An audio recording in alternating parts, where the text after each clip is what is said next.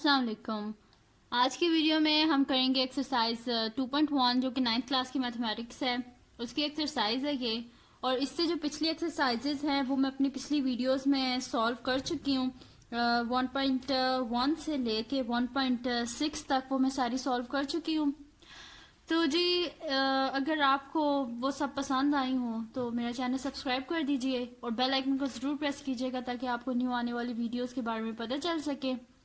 तो जी स्टार्ट करते हैं एक्सरसाइज। तो एक्सरसाइज 2.1 का जो फर्स्ट क्वेश्चन है वो हमारे पास है कि identify which of the following are rational and irrational number. हमें बताना है कि इसमें से कौन से रैशनल और कौन से इरैशनल नंबर हैं। तो उनको फाइंड करने से पहले सबसे पहले तो हमें पता होना चाहिए कि रैशनल नंबर कौन से होते हैं और इरैशनल नंबर कौन से होते हैं।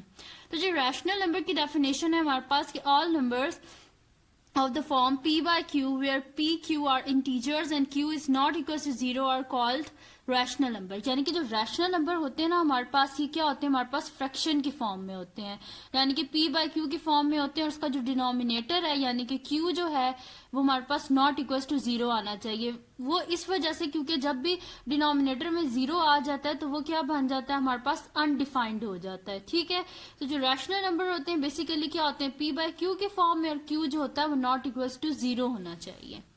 नेक्स्ट है जी हमारे पास इरैशनल नंबर। अब इरैशनल नंबर क्या होते हैं, the numbers which can not be expressed as quotient of integers are called irrational number. यानी कि वो नंबर जिनको हम p बाय q की फॉर्म में नहीं लिख सकते, यानी कि क्वोशंट फॉर्म में हम उन नंबर्स को नहीं लिख सकते। यानी कि देख लें जैसे कि यहाँ पे हमने इसे p बाय q फॉर्म में लिखा है, जो इरैशनल होते हैं इसे हम p बाय q की फॉर्म में नहीं लिख सकते, तो उनको हम बोलते हैं इरैशनल नंबर। अब जब हम क्वेश्चन करेंगे तो वहां से आपको सही पता चल जाएगा कि रैशनल कौन से होते हैं नंबर और इरैशनल कौन से होते हैं।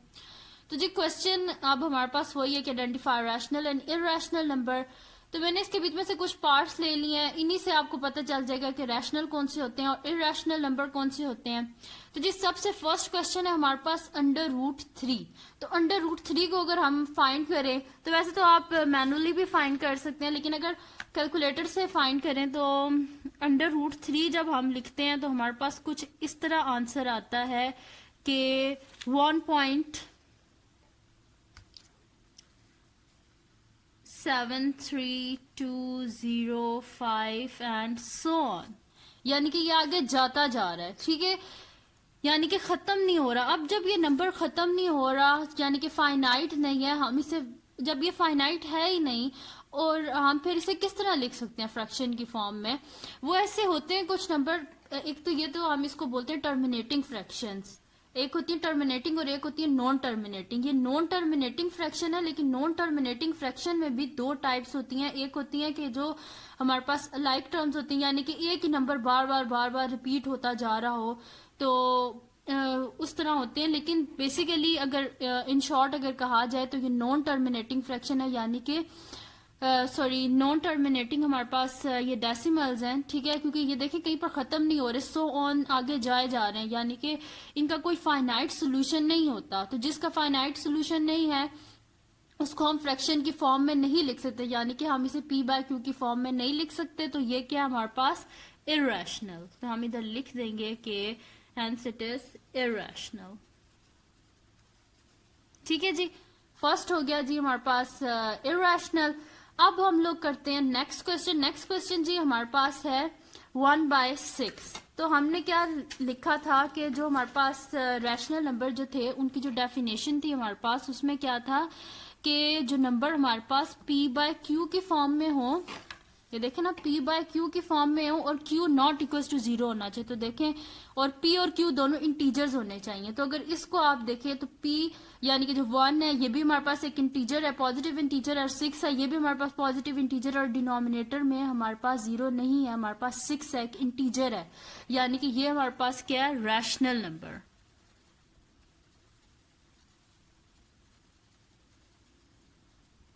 नेक्स्ट है जी हमारे पास पाई।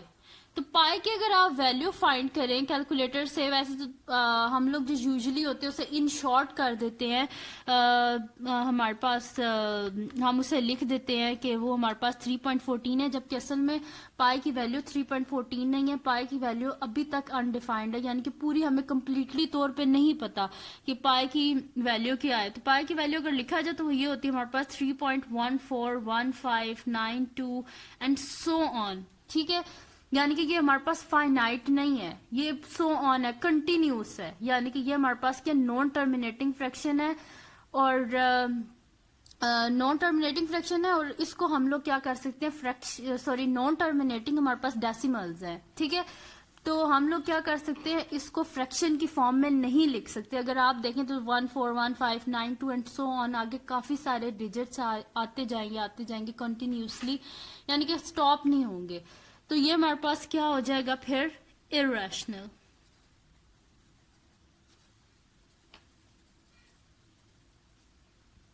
ठीक है जी, ये हमारे पास इररेशनल नंबर है।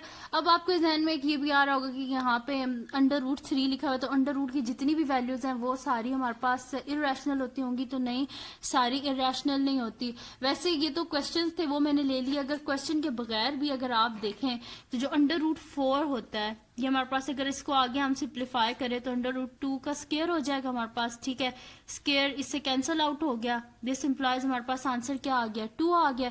तो जिसके डिनोमिनेटर में कुछ नहीं होता उसके डिनोमिनेटर में क्या होता है, 1। तो यानी कि क्या बन गई हमारे पास, p बाय क्यू फॉर्म बन गई है, यानी कि ये क्या है हमारे पास, रैशनल। ठीक है जी, तो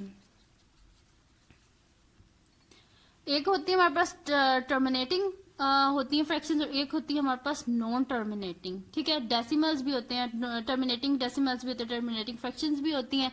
अब इसमें अगर देखें तो ये हमारे पास नॉन टर्मिनेटिंग है, यहाँ पे भी नॉन टर्मिनेटिंग है, इस वजह से ये हमारे पास क्या है, इररेशनल। ठीक है, यानी कि ये खत्म ही नहीं हो रही। लेकिन ऐसे नहीं है, देखें एक होती है हमारे पास रीअकरिंग होती हैं नॉन टर्मिनेटिंग, यानी कि उसमें क्या होता है कि हमारे पास एक ही डिजिट बार बार रिपीट हो रहा है, तो उसको हम रैशनल में कर सकते हैं, फ्रैक्शन फॉर्म में कर सकते हैं। लेकिन ये क्या है, हमारे पास क्या रिपीट हो रही है लेकिन डिफरेंट नंबर है हमारे पास, इनको हम फ्रैक्शन फॉर्म में नहीं लिख सकते। ठीक है, तो अब नेक्स्ट इसका हम लोग क्वेश्चन करते हैं। तो नेक्स्ट क्या है हमारे पास जी, कन्वर्ट करना है हमने। नेक्स्ट क्वेश्चन नंबर 2 है हमारे पास, convert the following fractions into decimal fraction, यानी कि हमने क्या करना है, इसको डेसिमल फॉर्म में लिखना है। ठीक है, अभी तो हमारे पास ये इस तरह है ना फ्रैक्शन की फॉर्म में, हमने इसे क्या करना है, डेसिमल फॉर्म में लिखना है। तो डेसिमल फॉर्म में हम इसे किस तरह लिखेंगे कि हम लोग इसको डिवाइड कर लेते हैं।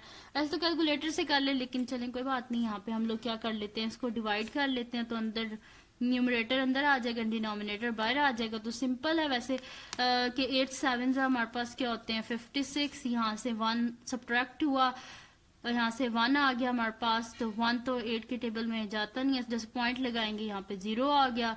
8 2 हमारे पास हो गए,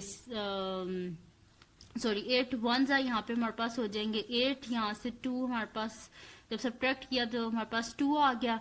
फिर पॉइंट था तो यहाँ पे 0 आ गया। तो फिर क्या हो जाएगा, 8 2 हमारे पास 16 हो गया। तो यहाँ से जब हम इसे सब्ट्रैक्ट करेंगे हमारे पास क्या आएगा, 4 ऊपर पॉइंट है तो यहाँ पे 0 40 हो गया। तो 8 5 क्या होता है हमारे पास, 40। सही है जी, ये हो गया। यानी कि हम लोग लिख सकते हैं कि 57/8 को अगर हम डेसिमल फॉर्म में लिखें तो हमारे पास आ जाएगा 7.125। ये हमारे पास इसका क्या आ जाएगा, सोल्यूशन आ गया हमारे पास।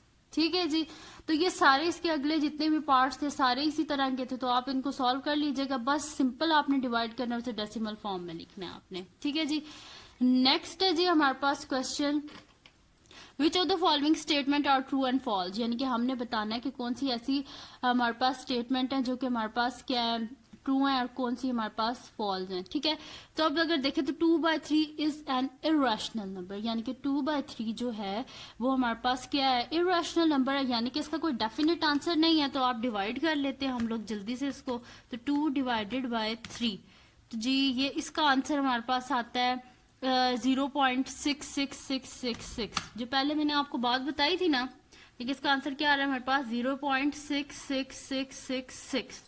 अब ये क्या है हमारे पास, ये क्या और ये हमारे पास नॉन टर्मिनेटिंग है लेकिन रीअकरिंग है, यानी कि बार बार एक ही नंबर रिपीट हो रहा है। ठीक है, जब बार बार एक ही नंबर रिपीट हो रहा हो ना तो वो उसको हम रैशनल बना सकते हैं, उसको इस यानी कि हम इसको फ्रैक्शन के फॉर्म में लिख सकते हैं। कुछ अगले क्वेश्चंस होंगे जिसमें हमारे पास ऐसे रीअकरिंग जो फ्रैक्शन डेसिमल्स आएंगे और उसको हम क्या करेंगे, फ्रैक्शन फॉर्म में लिखेंगे।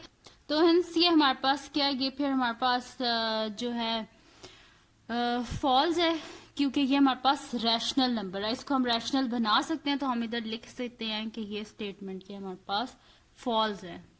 नेक्स्ट है जी हमारे पास pi is an irrational number. ये तो मैं पहले भी आपको बता चुकी हूँ कि ये हमारे पास जो है नॉन टर्मिनेटिंग है। नॉन टर्मिनेटिंग तो ये भी है, लेकिन ये क्या हमारे पास दोबारा वही नंबर आ रहा है, एक ही नंबर बार बार रिपीट हो रहा है, इसे हम रैशनल बना सकते हैं। लेकिन ये जो है ये हमारे पास जो होता है रिपीटिंग होता है, लेकिन सॉरी ये रिपीटिंग होता है, ये नॉन रिपीटिंग हमारे पास टर्मिनेटिंग फ्रैक्शन होता है, यानी कि रिपीट नहीं होता नंबर, डिफरेंट नंबर आए जा रहे होते हैं। ठीक है, तो हम इसको लिख देंगे कि ये हमारे पास स्टेटमेंट क्या है, ट्रू। नेक्स्ट है जी हमारे पास के 1/9 इज अ टर्मिनेटिंग फ्रैक्शन, यानी कि 1/9 जो है वो हमारे पास टर्मिनेटिंग फ्रैक्शन है। तो जी इसको हम सॉल्व कर लेते हैं, 1 को डिवाइड करते हैं हम 9 से, तो जी हमारे पास आंसर आ रहा है 0.111111। ठीक है जी, रिपीट हुए जा रहा है 0.1111 सो ऑन आगे, यानी कि कंटिन्यूसली ये जो है ना हमारे पास क्या हो रहा है, रिपीट हो रहा है। तो टर्मिनेटिंग जो होती है ये तो फाइनाइट होती है, यानी कि इनका तो फाइनाइट आ जाता है, कुछ डेसिमल्स के बाद इसका आंसर आ जाता है, यानी कि ये जो है हमारे पास स्टेटमेंट जो है ये भी हमारे पास फॉल्स है। तो इससे जो नेक्स्ट कुछ स्टेटमेंट है वो आप कीजिएगा, देखिएगा कि वो ट्रू है या फॉल्स है। नहीं हुआ तो फिर भी मुझे कमेंट सेक्शन में बता दीजिएगा, मैं आपको वहां पे बता दूंगी कि ये ट्रू थी या फॉल्स थी। तो बस अगर आपको ये वीडियो पसंद आई हो तो मेरे चैनल इस वीडियो को लाइक कीजिएगा, मेरे चैनल को सब्सक्राइब कीजिएगा और बेल आइकन को जरूर प्रेस कीजिएगा ताकि आपको न्यू आने वाली वीडियोस के बारे में पता चल सके। अल्लाह हाफिज।